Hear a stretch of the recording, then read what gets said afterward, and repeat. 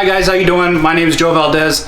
Earlier, in one of my earlier videos, I showed you guys how to break down a strip loin and create some beautiful New York steaks. In this short film, I am going to show you how to cook it and possibly how to serve it and do some sides with it as well. Alright, so let's get started.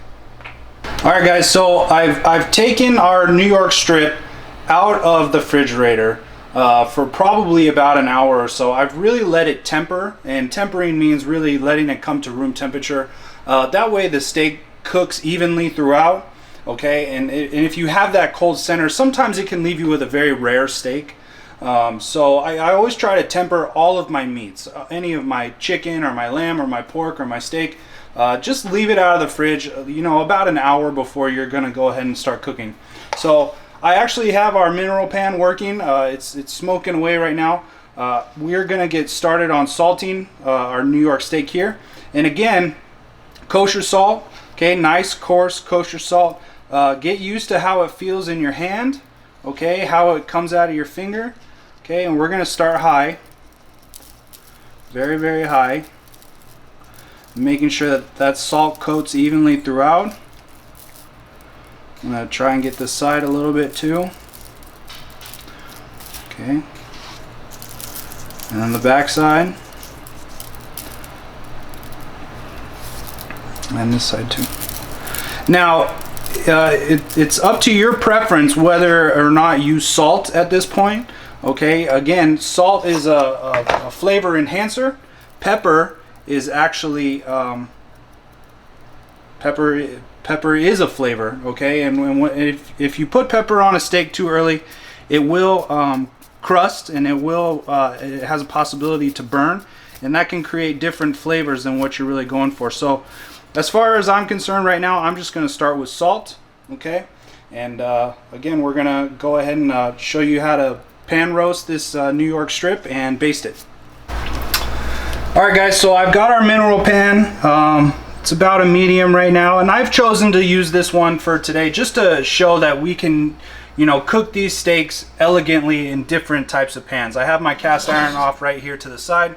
I'm actually going to use that for one of the sides for this steak, but I want to make sure that this pan is nice and hot. I bring it up to temperature slowly, starting at a low, then a medium, then a high, making sure that you're seeing a nice rolling smoke, as well as putting your hand over the pan and making sure that it's nice and hot. Okay, and make sure your kitchen is well ventilated, whether you have a fan on or some windows open. I have my windows open right now. I'm going to start with some oil. This is again canola and extra virgin. It's a 90-10, and I just want to make sure that all the sides of the pan are nice and coated. Okay, but you see that smoke coming off of it. That's great. That's a good start. Okay, I have the pan about medium high right now, and I'm going to go ahead and put our tempered and salted steak in the pan very gently.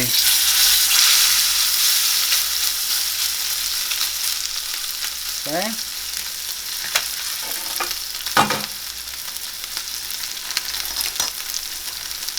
Now I'm not going to mess around with this pan too much. I do want to create a great crust on it.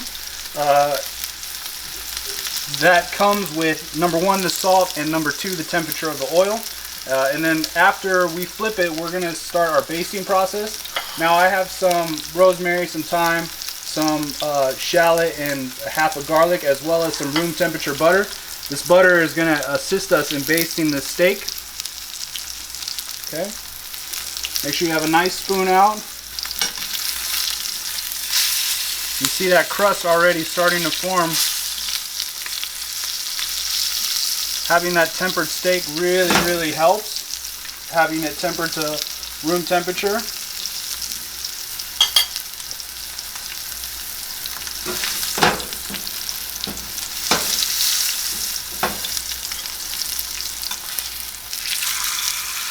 Almost there on the crust. We also want to make sure that this back fat from the strip is fully rendered. So I'm probably going to end up turning this on its side just a little bit. For those of you who follow me on Instagram, at the kitchen that I work at in Cafe Paris, we cook all of our steaks just like this. Our flat iron, our ribeye. This is a great way to cook your steaks indoors or outdoors. You know, it depends on the cut of meat, but a lot of times I do prefer this type of cooking over a grill. Okay, look at that nice crust. And I might have left a little bit too much fat from when we broke down that strip loin, but not a big deal. It'll still come out really nice. And you see how much more oil is now in the pan, and that's just all rendered fat from that steak. You can start rendering some of this fat on the side. Hopefully it won't curl up on us. But you see that edge right there already? That's a great indicator of that nice hard sear that we had on the front side. So we have that nice hard sear. We have our steak going away. I'm going to turn it down just a little bit, maybe down to about a medium or so. It's getting a little bit smoky inside. So with it on a medium, I'm going to go ahead and get our garlic in. A couple of shallots. And I'm going to start our butter. Okay.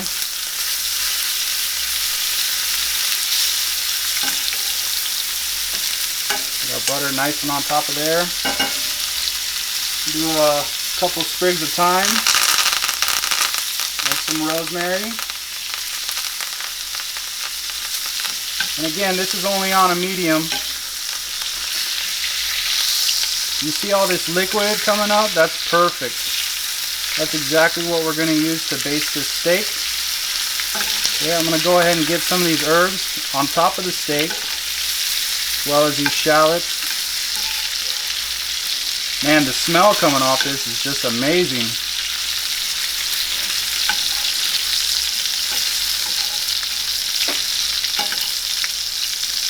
Okay.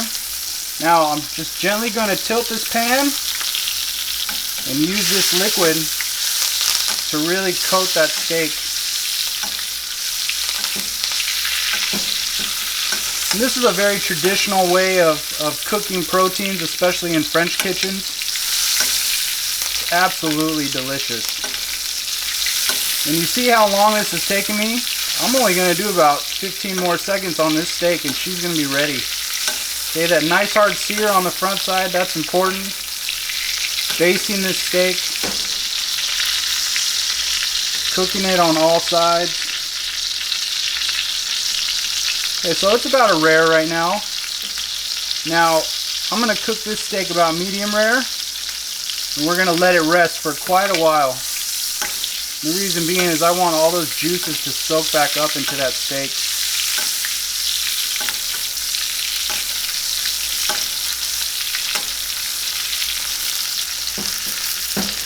Alright, she's done. Now, we go ahead and move our steak carefully over to a resting pan. Okay, and get those shallots on there.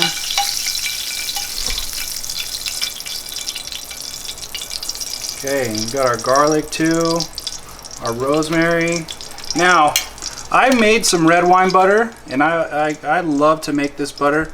I leave it in my freezer for quite some time, but I'm just going to let it gently melt over the top of that steak. Okay, and we're going to move on to doing our sides while this steak rests. Alright, so we have our New York strip resting. I've got that red wine butter on it. This red wine butter is just a bottle of red wine that's reduced to half, and I mixed it with, I don't know, maybe 4 or 5 sticks of butter, some garlic, parsley, shallots, chives, any leftover herbs I have. And again, I just roll it up in plastic wrap and keep it in the freezer for a long time. So while this is resting, we're going to finish up our sides for this beautiful New York strip. I have some asparagus. I like to peel some of the bottom, I don't know, thorns off, I suppose. And we'll go ahead and saute that in a minute. I also have some potatoes here. Now these are pre-baked, okay? And I use these in a multiple I use these specific potatoes in multiple recipes here in my kitchen. So essentially, I just take a small sheet pan. I take 15 potatoes. I baste them with canola oil and salt, and I bake them for like an hour, and then I let them cool off. And then once they're cooled off, I put them in the fridge, and I use them however I want. You know, these are already cooked. I know a lot of you guys talk about boiling potatoes all the time, or maybe you're sick of doing it, but I do these 15 potatoes maybe twice a week, if that. I use them in so many different applications that really I don't have to bake them off that often throughout the week. So we're gonna make some potato wedges for this New York strip. So I just cut these kind of nice and big. Again, these are already cooked. Okay, so really all I'm going to be doing is crisping them up and heating them. Okay, so I have some cornstarch here, and I'm just going to lightly drizzle some cornstarch, and I have some all-purpose salt. It's a mixture of cayenne and paprika, garlic salt, onion salt, just an all-purpose seasoning salt. You can find it in many stores. Okay.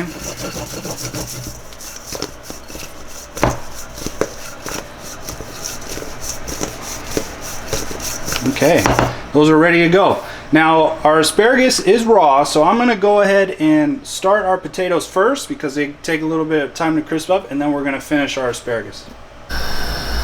Alright guys, so I have my cast iron evenly heated. I have a tiny bit of residual oil, but in order to cook these potatoes, I'm going to get a good amount in here. Kind of like that. Nice little coat on the bottom.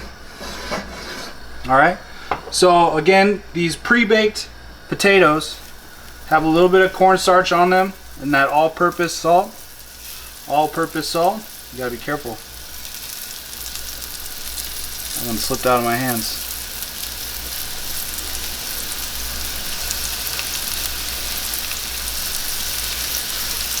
Try and get all of these in here. And really all that cornstarch does is make it a little bit crispier. You don't have to include cornstarch. This is just how I like to do my potatoes here at home. You know, my girlfriend and I, we love crispy potatoes that are nice and gooey in the center, crispy on the outside. So I'm going to keep this on somewhat of a high, between medium high and high, and just continue monitoring these. Okay, nice and hot. These more than likely will not burn. Okay, just got to keep them lubricated with oil and keep your eye on them. Alright, so it's been about 2.5 minutes. You see that nice color coming on those potatoes. We're going to go ahead and start our flip. And sometimes all you have to do really is just roll it over nice and carefully.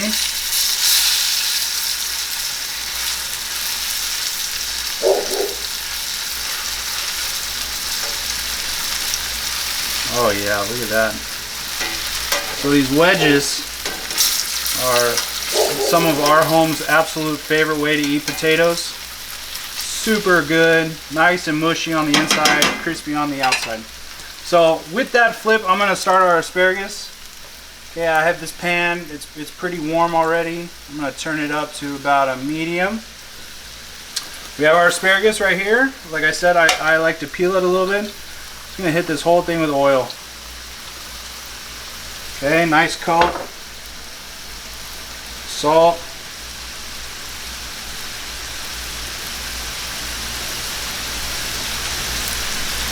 Just mix them up really nice.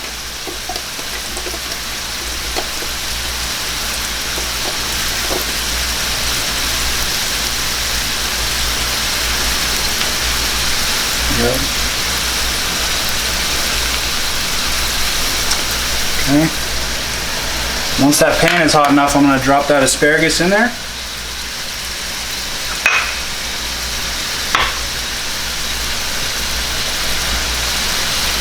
These potatoes are working away. Like I said, you know, just make sure that you have a well ventilated kitchen.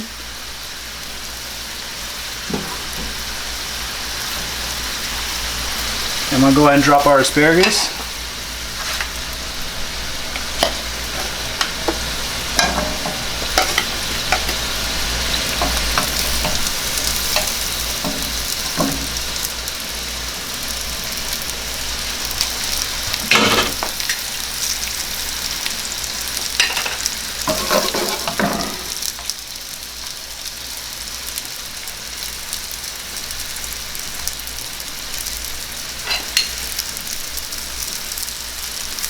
Check on our potatoes.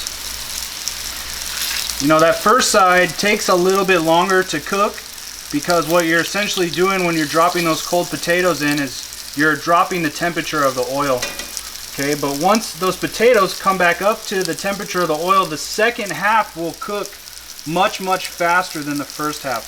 So I keep my eye on it and I rotate these and making sure that all the sides are evenly distributed, evenly cooked. Patience, patience, patience, patience when cooking, right? And practice, of course, you know. I didn't get this right for a couple times. I've been cooking potatoes like this for a number of years now, and like I said, it's one of our absolute favorites. So switching gears back to our asparagus. Making sure that we're keeping an eye on it. That all the sides and all the surface area of the asparagus is on the pan. Now you can bake asparagus, you can boil asparagus. It's really up to you. This is just how we enjoy to eat it in our house. Okay. So all of our wedges are looking pretty good. Just gonna go ahead and turn them on their backside a little bit, and I'm gonna shut the heat off. Okay. And let these stay warm until our asparagus is ready to go.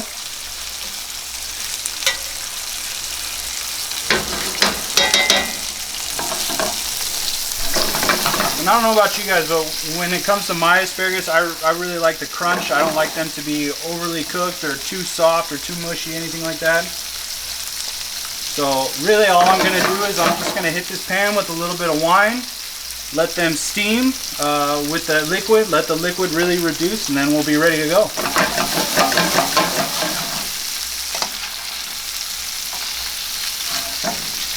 I'm going to turn up the heat a little bit.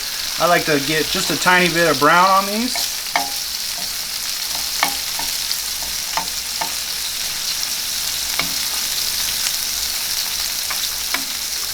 And again, going back to you know, whether or not posting recipes, I just want to give you guys the tools and somewhat of the skill basis around a lot of this cooking. I want you guys to use this as a jumping off point of what you like to cook in your own home. You know, not everybody has to cook the same. I just want to make sure that you guys have some really nice fundamentals and can execute nice dishes in your home using the ingredients that you may already have. You know, I don't do anything special. I don't import anything. Everything I find is from my local Vons or a nice butcher or, you know, produce department at a local grocery store. You just got to know where to look, and you have to, you know, get to know the people that are supplying your food. I have weekly conversations with the produce guy at Vons. You know, you've got to know what looks good that week, what doesn't. Alright guys, so our New York strip is nice and rested.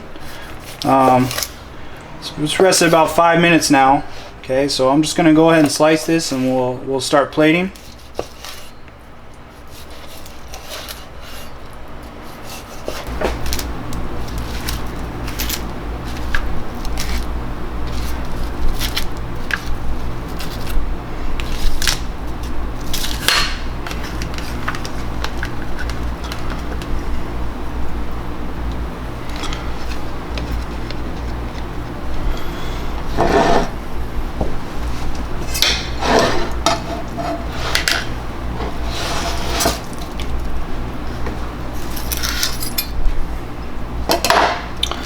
Alright, you guys, there's probably a beautiful steak dinner for 2, maybe 3, depending on, you know, how much meat everyone can have. It's that red wine butter I was talking about. Just put just a little bit more over the top and kind of slather that into your meat. Always try to finish with some coarse sea salt. Just some nice Maldon over the potatoes, over the steak, over the asparagus. So that's how I cook steaks here in my home. Hope you guys give it a try.